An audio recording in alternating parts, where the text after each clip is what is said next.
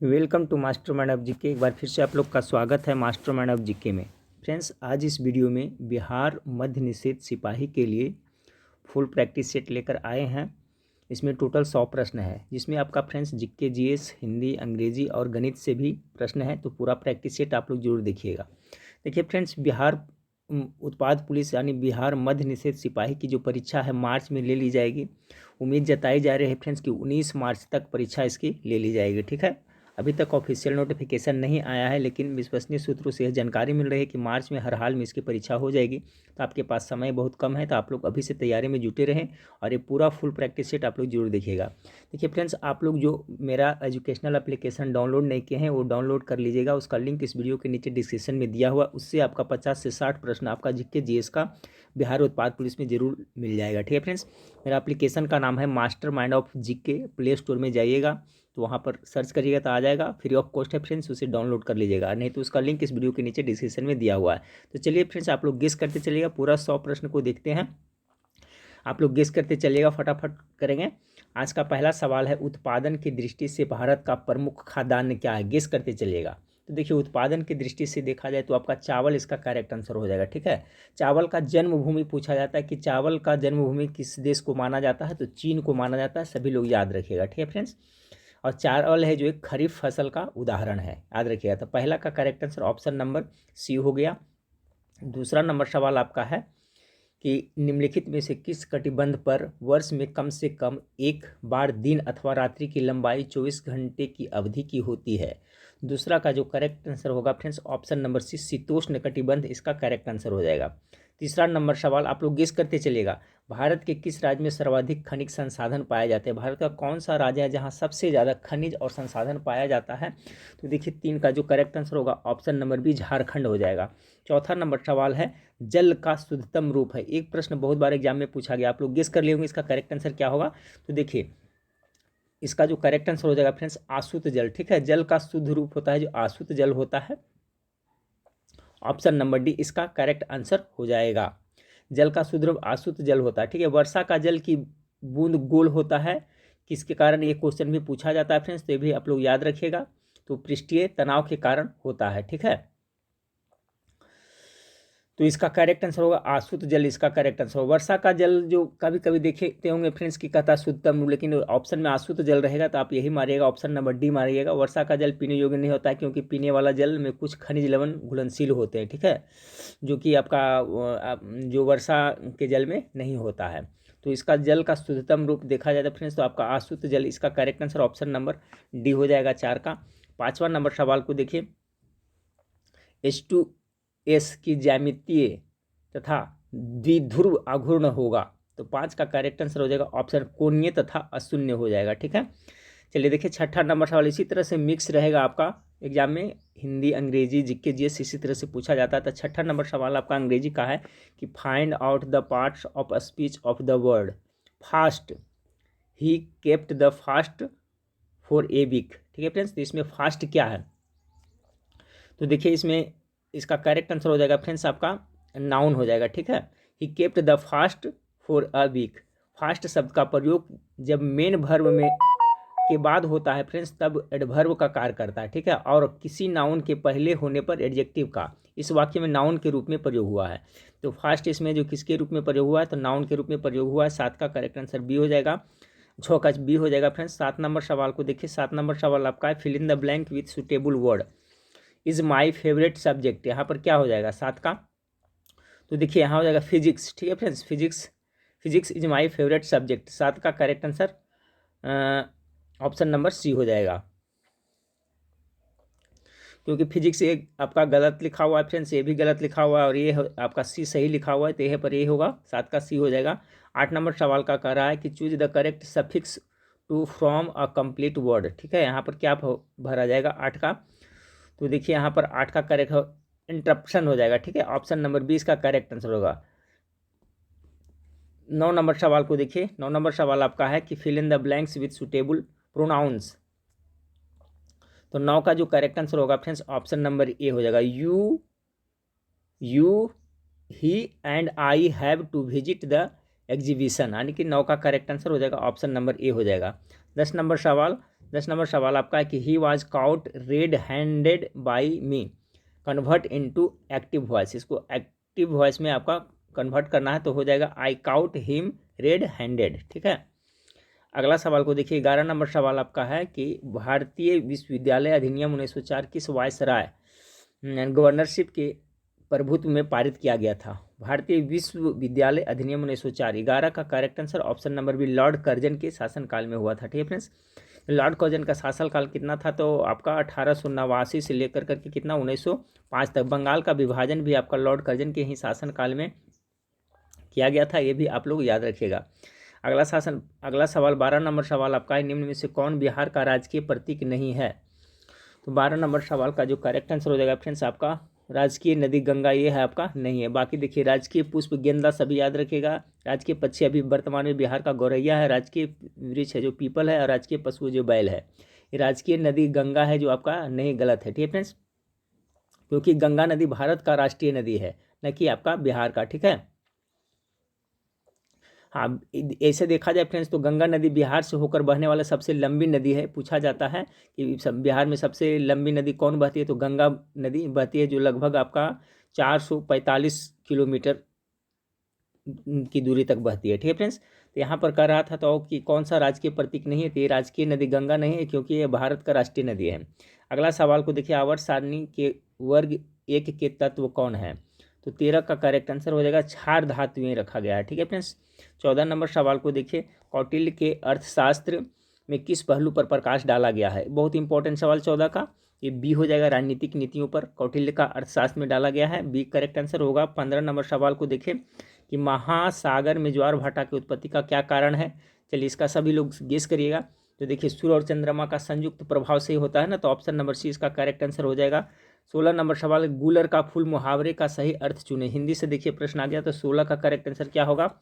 गूलर का फूल मुहावरे का सही अर्थ चुनना है, तो 16 का correct answer option number C हो जाएगा, दुर्लभ वस्तु। ये गूलर का फूल जल्दी दिखाई नहीं पड़ता है फ्रेंड्स, तो ये क्या है? ऑप्शन नंबर सी हो जाएगा, गूलर का फूल मुहावरे का होता है दुर्लभ वस्तु।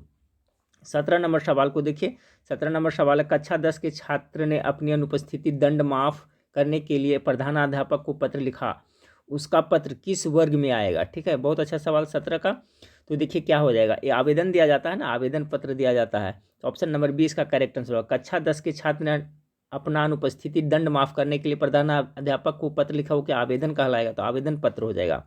18 नंबर सवाल को देखिए कि कार्यालय आदेश में अधिकारी का हस्ताक्षर किस स्थान पर आएगी?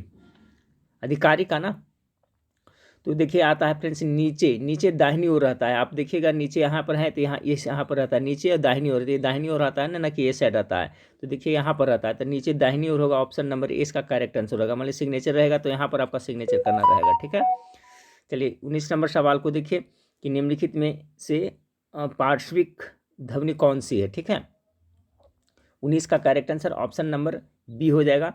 ठीक है, ये आपका ल। ठीक है, विकल्प में वर्णित ल पार्श्विक ध्वनि है। अगला सवाल को देखिए फ्रेंड्स, 20 नंबर सवाल है, प्रत्येक शब्द में कौन सा उपसर्ग है? उपसर्ग जो कोई भी शब्द के पहले लगता है, तो प्रत्येक में क्या हो जाएगा 20 का, तो प्रति जोड़ एक, इसका आप लोग संधि विच्छेद भी याद रखिएगा। प्रति जोड़ एक होता है ना, प्रति जोड़ एक यानी कि प्रत्येक होता है, तो प्रति इसमें हो जाएगा। ऑप्शन नंबर बी 20 का करेक्ट आंसर हो जाएगा। 21 नंबर सवाल को देखिए, कोई द्रव ठोस पृष्ठ को गोल नहीं करता यदि स्पर्श कोण क्या है?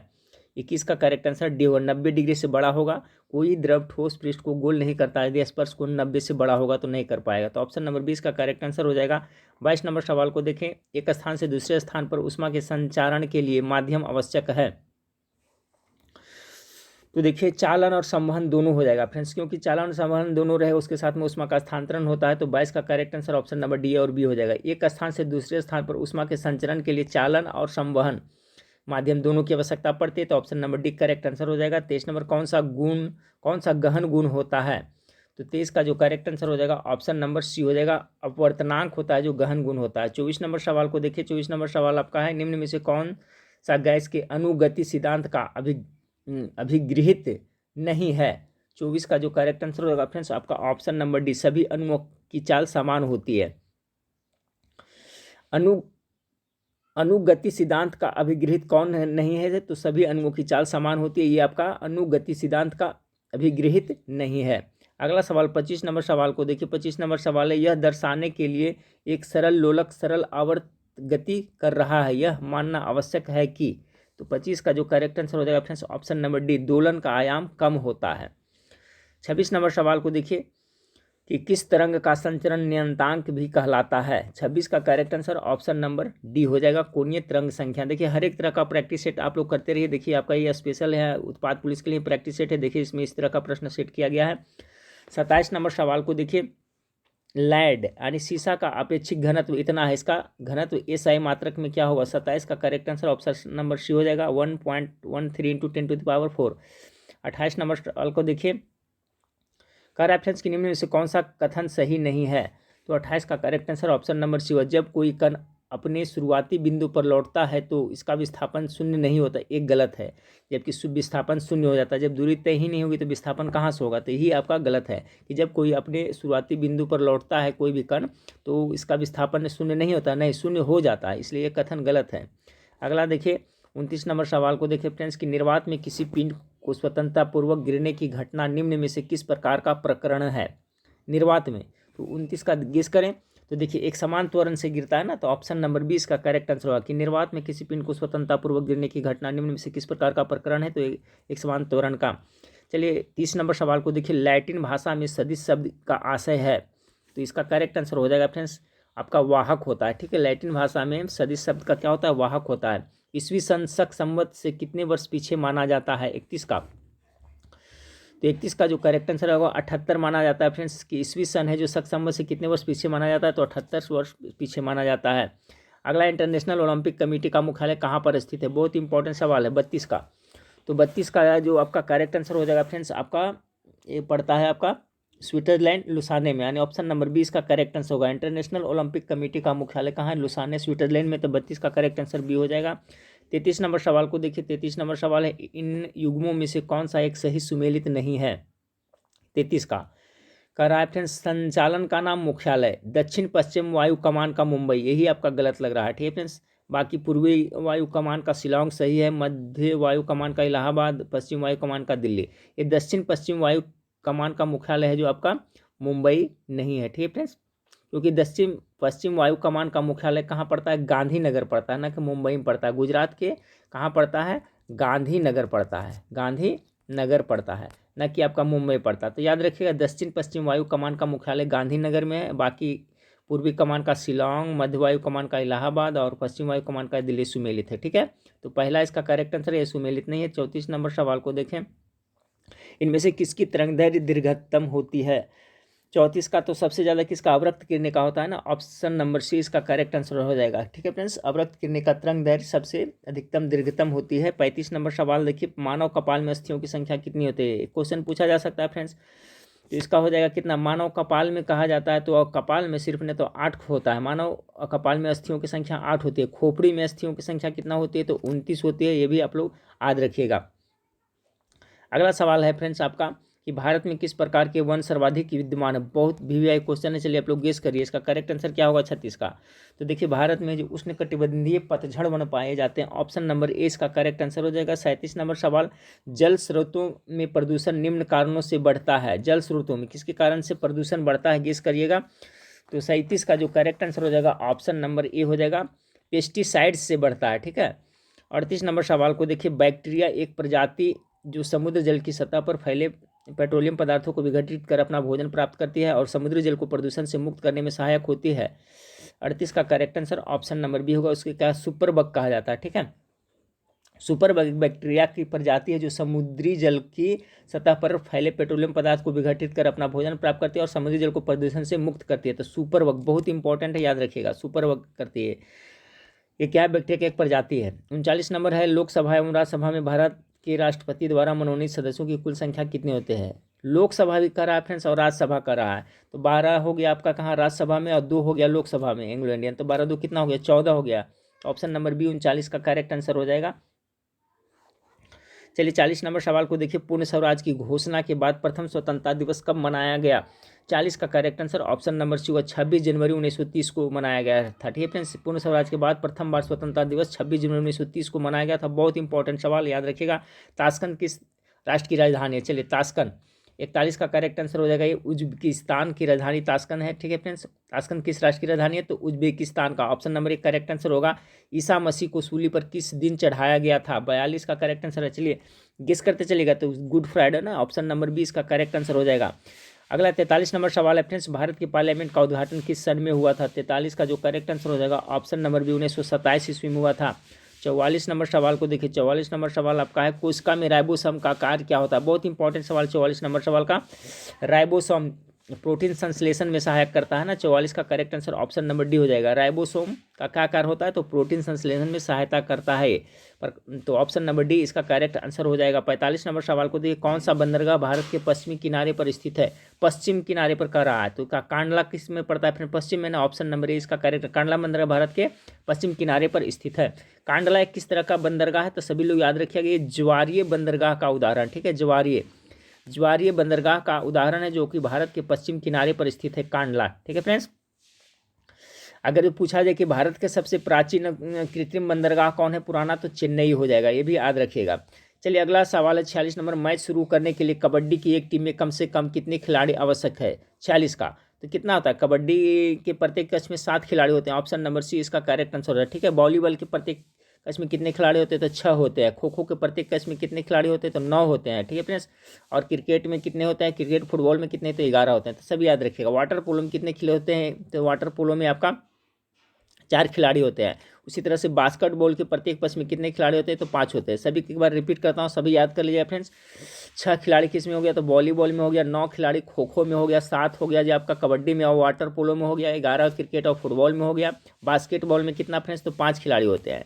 अगला सवाल को देखिए, वॉलीबॉल में एक सेट कितने पॉइंटों का होता है? बहुत इंपॉर्टेंट सवाल, 47 का। 47 का correct answer option number C हो जाएगा, 15 पॉइंट का होता है। वॉलीबॉल में एक सेट कितने पॉइंटों का होता है? तो 15 का होता है। ठीक है फ्रेंड्स, तो आप लोग कमेंट करके बताइएगा फ्रेंड्स कि कंटिन्यू वीडियो रखा जाए या नहीं, क्योंकि फ्रेंड्स आप लोग वीडियो को लाइक नहीं करते हैं, शेयर नहीं करते हैं, तो दोस्तों में शेयर कर दे, व्यूज आते हैं तो वीडियो बनाने में मन लगता है। 48 नंबर सवाल को देखें, कह रहा है HTTP से क्या तात्पर्य? ये देखिए बहुत बार एग्जाम में रिपीट हो चुका क्वेश्चन है, तो इसका ऑप्शन नंबर सी करेक्ट है। हाइपर टेक्स्ट ट्रांसफर प्रोटोकॉल होता है। ठीक है, HTTP का फुल फॉर्म क्या होता है? Hyper text transfer protocol. अगला सवाल को देखिए, भारत में स्वराज आंदोलन शुरू किया गया था। स्वराज आंदोलन 49 का करेक्ट आंसर क्या हो जाएगा फ्रेंड्स? तो देखिए स्वराज आंदोलन शुरू किया गया था आपका मोतीलाल नेहरू और चित्तरंजन दास के द्वारा ना। ऑप्शन नंबर सी इसका करेक्ट आंसर हो जाएगा। ठीक है फ्रेंड्स, चित्तरंजन दास मोतीलाल नेहरू। ठीक है, option number C correct answer हो जाएगा। 50 नंबर सवाल को देखिए, पाल घाट निम्नलिखित राज्यों में से किन्हें जोड़ता है? 50 का correct answer option number C हो जाएगा, केरल और तमिलनाडु को जोड़ता है। ठीक है, पाल घाट दर्रा है जो केरल और तमिलनाडु को जोड़ता है फ्रेंड्स, याद रखिएगा। 51 नंबर सवाल को देखिए, कह रहा है कि पुलकेशिन द्वितीय ने हर्षवर्धन को नदी तट पर पराजित किया था। कौन सा? बहुत इंपॉर्टेंट क्वेश्चन है ये। देखिए नर्मदा नदी के तट पर हराया था ना, पुलकेशिन द्वितीय ने हर्षवर्धन को हराया था नर्मदा नदी के तट पर, इसलिए करेक्ट आंसर हो जाएगा आपका ऑप्शन नंबर सी हो जाएगा। ठीक है, 52 नंबर सवाल को देखिए, पूरा पाषाण युग की सबसे बड़ी उपलब्धि है? तो 52 का correct answer option number C हो जाए, अग्नि का खोज। पूरा पाषाण काल में अग्नि का खोज किया गया था, बहुत इंपॉर्टेंट है। पूछा जाता है अग्नि का आविष्कार किस में हुआ था? तो पूरा पाषाण काल में। पहिया का आविष्कार अगर पूछा जाए फ्रेंड्स, पहिया का आविष्कार कब हुआ था? तो नव पाषाण काल में, ये भी आप लोग याद रखिएगा। अगला सवाल को देखिए, धान की खेती के लिए उत्तम मिट्टी कौन सी है? तो 53 का करेक्ट आंसर ऑप्शन नंबर हो जाएगा दोमट मिट्टी। दोमट मिट्टी को जलोढ़ मिट्टी भी कहा जाता है फ्रेंड्स, बलुआई मिट्टी, दोमट मिट्टी इसे कहा जाता है।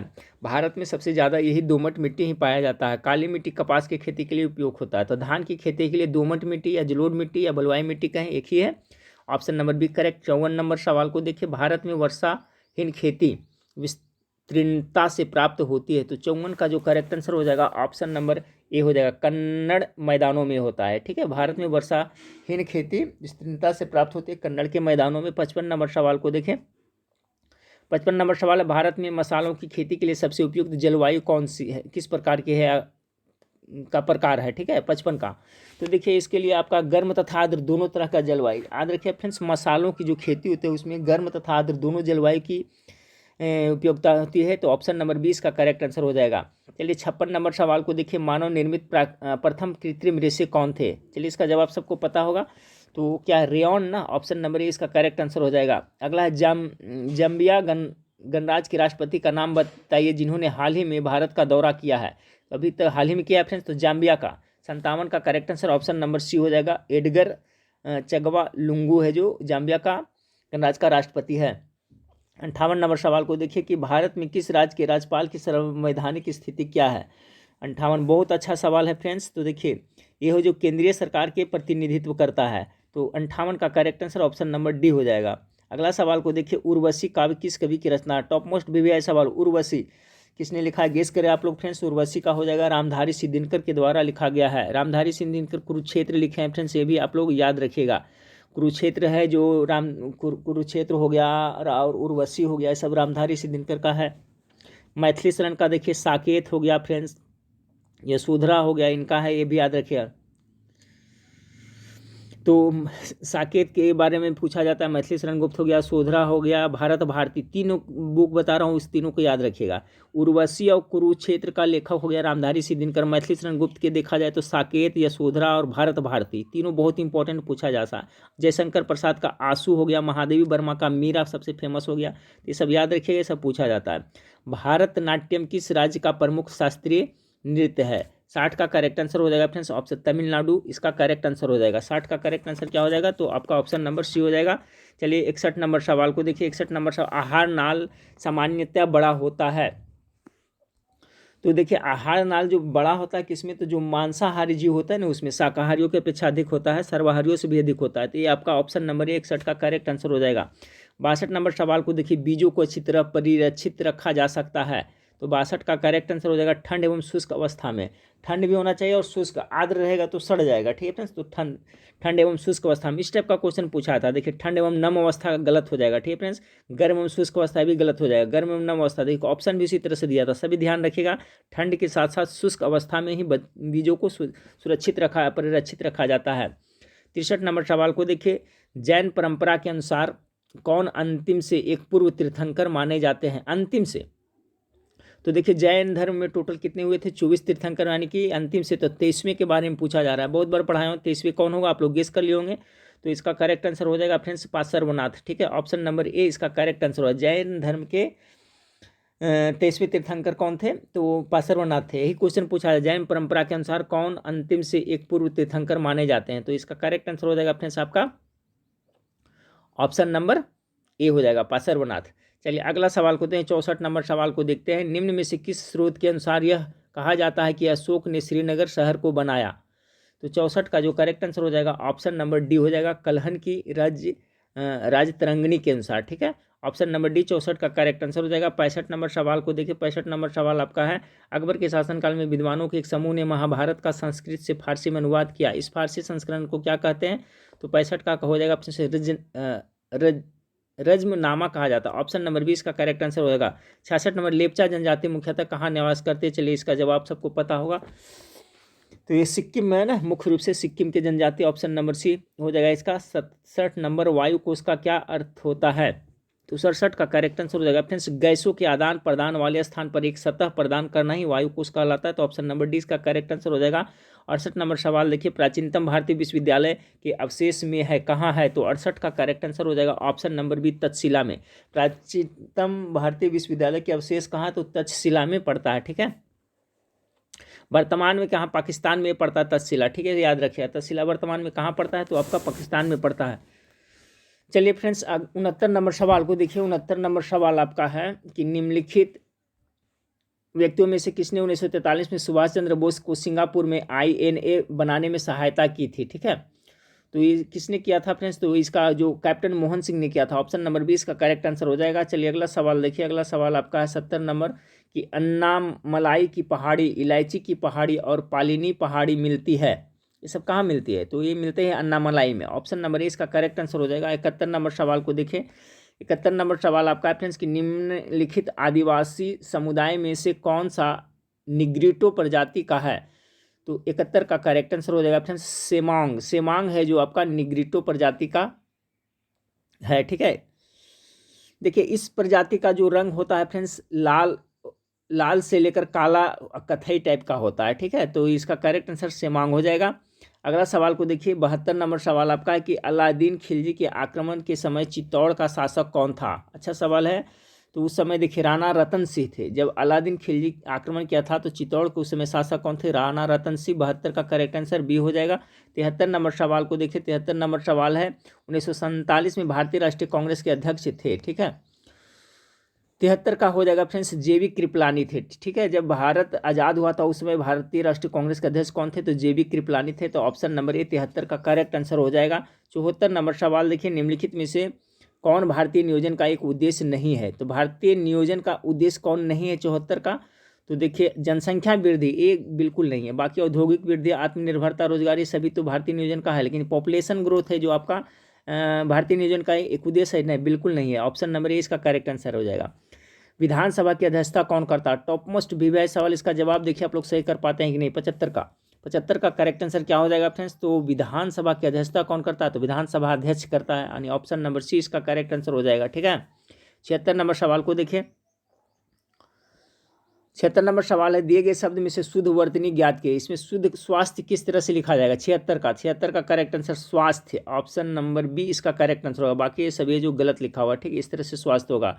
अगला है, दिए गए वाक्यों में कृत्यावाच्य वाक्य ज्ञात कीजिए। 77 का correct answer option number C, दीपक से उसके द्वार नहीं रोया जाता। ठीक है, सॉरी, दीपक से उसके द्वारा नहीं रोया जाता। दिए गए वाक्य में कृतवाच्य कर रहा है ना, तो इसका हो जाएगा आपका 77 का करेक्ट आंसर ऑप्शन नंबर, दीपक से उसके द्वारा नहीं रोया जाता है। ये पैसिव वॉइस में हो जाएगा ना, पैसिव वॉइस में कर रहा है, कृतवाच्य नहीं, एक्टिव नहीं, आपका पैसिव वॉइस में। तो दीपक से उसके द्वारा रोया नहीं जाता है। अगला सवाल को देखिए फ्रेंड्स, अगला सवाल आपका है 78, दिए गए शब्द की संधि ज्ञात कीजिए। अच जोड़ अंत क्या होगा 78 का? तो ये हो जाएगा अजंत हो जाएगा। ठीक है, देखिए यहाँ पर ऐसा लिखा हुआ, लेकिन अजंत इसका करेक्ट आंसर हो जाएगा। 79 को देखिए, दिए गए मुहावरे का अर्थ ज्ञात कीजिए। गुना गुण गाना, गुण गाना मतलब क्या होता है? मना करना हो, नहीं तारीफ करना होगा, हरा देना भाई, यही हो जाएगा। ऑप्शन नंबर डी इसका करेक्ट आंसर हो जाएगा। गुण गाना नहीं क्या होता है? तारीफ करना, किसी का गुण गाना नहीं तारीफ करना। अब देखिए फ्रेंड्स, आगे दिया हुआ है कि दिए गए वाक्य में उचित स्थान पर विराम चिन्ह ज्ञात कीजिए। दादाजी मुझे खेल प्रतियोगिता के लिए चुन लिया गया है, कर रहा है, तो 80 का। तो देखिए क्या हो जाएगा इसमें, दादाजी मुझे खेल प्रतियोगिता के लिए चुन लिया गया है, तो ये ऑप्शन नंबर डी इसका करेक्ट आंसर हो जाएगा। ठीक फ्रेंड्स, आकस्मिकता निधि, ठीक है फ्रेंड्स, कि को राष्ट्रपति कैसे व्यय करता है? बहुत इंपॉर्टेंट सवाल है भी 81 का। तो देखिए कब करता है फ्रेंड्स, ये संसदीय स्वीकृति के पूर्व ही करता है, यानी ऑप्शन नंबर सी इसका करेक्ट आंसर हो जाएगा। जो आकस्मिक निधि होता है, इस फंड का राष्ट्रपति है जो संसदीय स्वीकृति के पूर्व ही इसका व्यय करता है। चलिए अगला सवाल को 82 नंबर, अवमूल्यन का अर्थ क्या होता है? अवमूल्यन, ठीक है, 82 का। तो 82 का हो जाएगा आपका, अपनी देश की मुद्रा का विनिमय दर में कमी, जब विनिमय दर में कमी होता है उसे अवमूल्यन कहा जाता है। ऑप्शन नंबर 20 का करेक्ट आंसर हो जाएगा। अगला सवाल को देखिए, अगला सवाल 83 नंबर है, कह रहा है फ्रेंड्स की व्याकरण ग्रंथ अष्टाध्यायी की रचना का होता है। अष्टाध्यायी सभी का जुआ पे आ गया हुआ, इसका आंसर पाणिनि इसका करेक्ट आंसर हो जाएगा। ये देखिए फ्रेंड्स, रीजनिंग टाइप का 84, यहाँ से आपका 84 नंबर सवाल से जो मैथ कितना है 9584 से अगली बड़ी पूर्ण वर्ग संख्या क्या होगा? ठीक है, 84 का। तो इसका जो 84 का करेक्ट आंसर आ जाएगा आपका ऑप्शन नंबर बी आ जाएगा। कह रहा है कि 9584 से अगली वह संख्या जो एक पूर्ण वर्ग हो। ठीक है, तो ये आपका यही हो जाएगा फ्रेंड्स, ऑप्शन नंबर बी हो जाएगा।